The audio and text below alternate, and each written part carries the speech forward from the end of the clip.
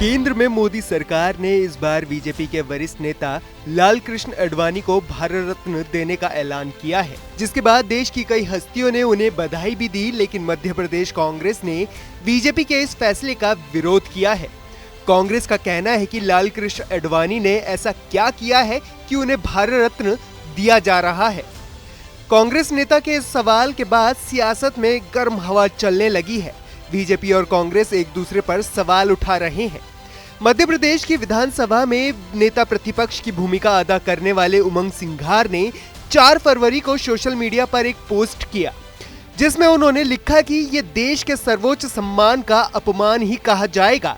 लालकृष्ण आडवाणी जी को सरकार ने भारत रत्न देने की घोषणा की है।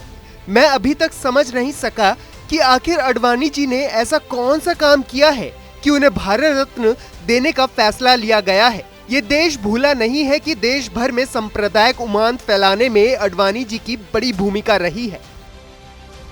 ऐसे में बीजेपी ने कांग्रेस और उमंग सिंघार पर सवाल उठाते हुए उन्हें कटघरे में खड़ा किया और कहा कि आडवाणी जी पर सवाल उठाकर कांग्रेस अपनी सोच का उदाहरण दे रही है।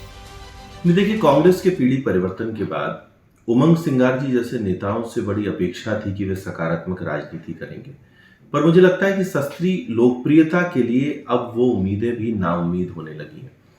इस देश की राजनीति में शुचिता, दृढ़ इच्छा शक्ति और इस देश की अखंडता को बरकरार रखने के लिए लालकृष्ण आडवाणी जी को जो योगदान है वो आज़ाद भारत में सदैव स्वर्णिम अक्षरों से लिखे जाएंगे। और एक ऐसे जब एक विशेष व्यक्तित्व को जब भारत रत्न देने का जब तय करता है तो पूरे देश में उसमें हर्ष का वातावरण होता है।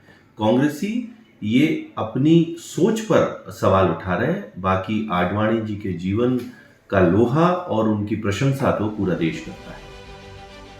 इसी के साथ कांग्रेस यूसीसी को लेकर भी लगातार बीजेपी को घेर रही है और लोकसभा चुनाव की तैयारी में जुटी हुई है।